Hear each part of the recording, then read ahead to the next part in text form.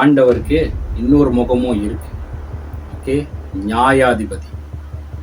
பைபிள்ல போட்டிருக்கு, வாட்டி ஆண்டவர் பூமிக்குள்ள பெத்லஹேம்ல குழந்தையா பிறக்கும் போது ரொம்ப சாதுவா இருந்தார், ரொம்ப அமைதியா இருந்தார், ரொம்ப அன்பா இருந்தார், ரொம்ப சாதாரண மனிதன் போல இருந்தார். பட் அவருக்கு இன்னொரு முகம் இருக்கு.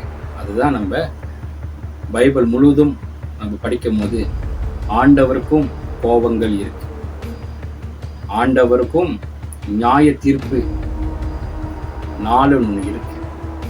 வானத்தையும் பூமியும் நியாய தீர்க்க போறாரு, எல்லாமே சகலத்தையும் சகல மனிதனும் நியாய தீர்க்க போறாருன்னு வேதத்துல போட்டிருக்கு. அப்ப அவரு 2வது வருகை இயேசு கிறிஸ்து சொன்னாரு, நான் போயிட்டு மறுபடியும் வரப்போறேன்.